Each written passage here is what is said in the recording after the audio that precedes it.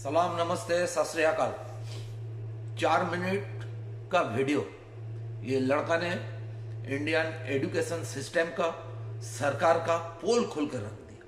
देखिए, निःशुल्क रूप से मिलनी चाहिए, क्योंकि एक बार को आप सोचिए, आखिर उस बच्चे की गलती क्या होती है जो एक गरीब घर में पैदा होता है और उसको बेहतर शिक्षा से वंचित होना पड़ता है। शिक्षा के सामने एक पैसे की दीवार खड़ी है, जो जितनी ऊंची दीवार लांघ सकता है, जो जितना अधिक पैसा शिक्षा पे खर्च कर सकता है, वो उतनी बेहतर शिक्षा पा सकता है। लेकिन अगर एक देश एक है, लोकतांत्रिक देश है, तो शिक्षा भी सबको एक समान रूप से तो मिलनी ही चाहिए। आज परिस्थिति ये है कि एक तरफ तो प्राइवेट स्कूल हैं जो लूट के अड्डे बने हुए हैं, वहां पे आप एडमिशन कराने जाएंगे तो सिर्फ एडमिशन के नाम पे ही आपको 10,000 20,000 रुपए देना होगा। और कमीशन खोरी का ऐसा धंधा है कि कॉपी, किताब, टाई, बेल्ट, ड्रेस, जूता कहाँ से खरीदना है ये आप नहीं तय करेंगे वो प्राइवेट स्कूल। यानी आम लोगों की मेहनत की आखिरी कौड़ी उनके जेब से वसूल लेना चाहते हैं। और दूसरी तरफ सरकारी स्कूलों में न तो पर्याप्त टीचर है, न पर्याप्त बिल्डिंगें हैं। 2019 का ही ये पुराना आंकड़ा है कि हर 100 में से 52 स्कूलों में या तो एक टीचर है या 2 टीचर हैं। और उन्हीं टीचरों के ऊपर जिम्मेदारी थोप दी जाती है कि जनगणना करो, मतगणना करो, पशु गणना करो, तमाम काम करवाए जाते हैं।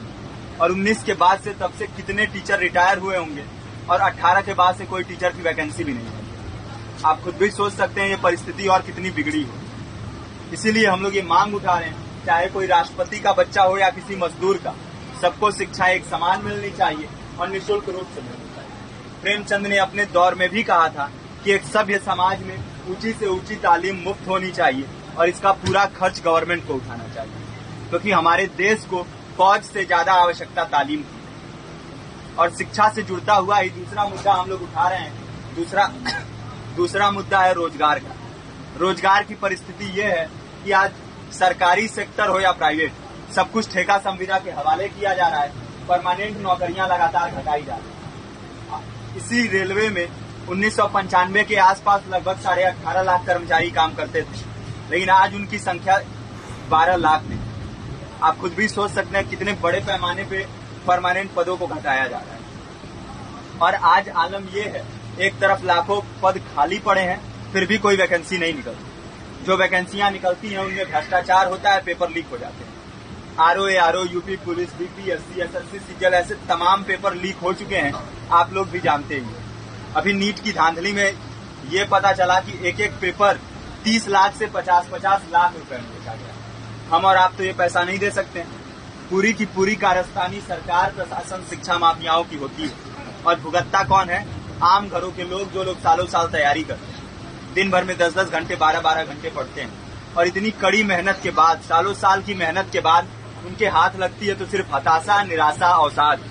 बहुत से छात्र नौजवान जो इस बेबसी में, इस डिप्रेशन में नहीं जी पाते, आत्महत्या तक के कदम उठा लेते हैं। लेकिन ये देश की विडंबना है कि टीवी चैनल, अखबार, मीडिया, नेता, मंत्रियों के लिए कहीं ये कोई मुद्दा नहीं है। उनके लिए मुद्दे हैं तो जाति, धर्म, रंग, नस्ल, अगड़ा पिछड़ा।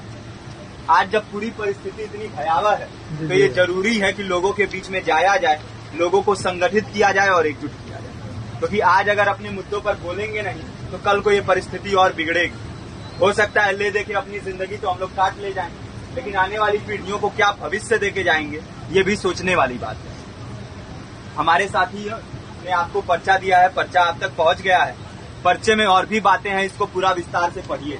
पर्चे में हमारा नंबर है, संपर्क कीजिए।